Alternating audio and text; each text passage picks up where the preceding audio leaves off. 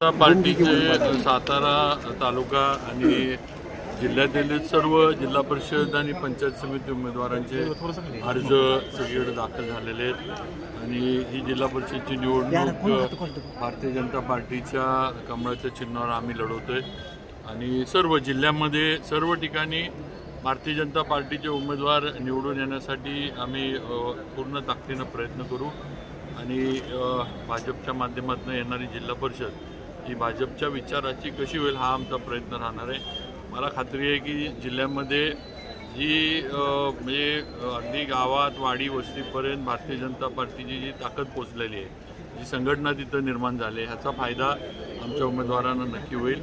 महाराष्ट्राचे मुख्यमंत्री देवेंद्रजी फडणवीस यांच्या नेतृत्वात आम्ही सर्व निवडणुका लढवतोय आणि देवेंद्र फडणवीसांच्या नेतृत्वाचा करिश्मा हा महाराष्ट्रानं बघितला आहे, देशानं बघितलेला आहे। आज महानगरपालिकेच्या निवडणुका असतील, नगरपालिकेच्या निवडणुका असतील किंवा त्याच्या आधी झालेल्या विधानसभेच्या निवडणुका असतील, हे एक कर्तबगार नेता आणि खंबीर नेतृत्व काय असतं हे देवेंद्र फडणवीसांच्या माध्यमातून आपल्याला नक्की दिसलं आहे। आत्तासुद्धा भारतीय जनता पार्टीला सातारा जिल्ह्यातील तमाम जनतेचा मोठा पाठिंबा आहे आणि आमचे जिल्ह्यातील सर्व उमेदवार हे चांगल्या मताधिक्यानं विजयी होतील ह्याची आम्हाला खात्री आहे आणि एक चांगला कारभार, चांगलं कामकाज देवेंद्र फडणवीसांच्या आपल्या राज्य सरकारच्या नेतृत्वाखाली आम्ही जिल्हा परिषदच्या माध्यमातून देऊ।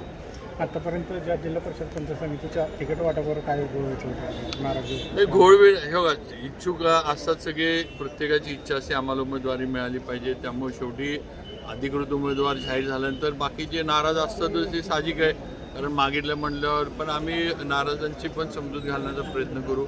शेवटी जे पूर्वीपासून आमच्याबरोबर पक्षाबरोबर आहेत त्यांनी आमच्याबरोबर कायम राहावं हा आमचा प्रयत्न नक्की राहील। त्यामुळे नाराजांनी म्हणजे वेगळं काही भूमिका न घेता पार्टीबरोबर राहावं। उद्याच्या काळामध्ये नक्की पक्षाकडनं संधी देण्याचं काम त्यांना वेगवेगळ्या ठिकाणी होईल।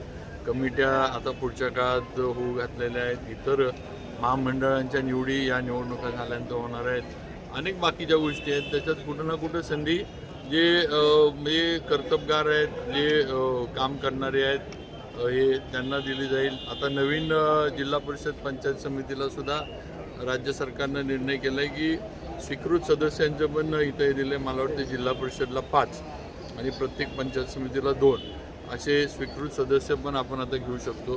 तर त्याच्यामध्ये पण आम्ही जे नाराज किंवा ज्यांना उमेदवारी मिळाली नाही आम्ही म्हणेन त्यांना संधी देण्याचं काम नक्की आम्ही करू। जे औदुंबराज महाराजांच्या गटातले काही कार्यकर्ते होते ते एकत्र येऊन काय नाही, आता सगळ्यांचेच इच्छुक होते, प्रत्येकाच्या बरोबर असणारे समर्थक इच्छुक होते। आता जे मी आता म्हणले की सगळ्यांना काही तिकीटं सगळीकडे मिळाली नाहीत, आता काही ठिकाणी माझ्याबरोबर पण असणारे नाराज झालेत। त्यामुळे शेवटी पक्ष आहे, पक्षाने निर्णय घेतला आहे, सगळ्यांनी एकमतानं बसून निर्णय घेतला आहे।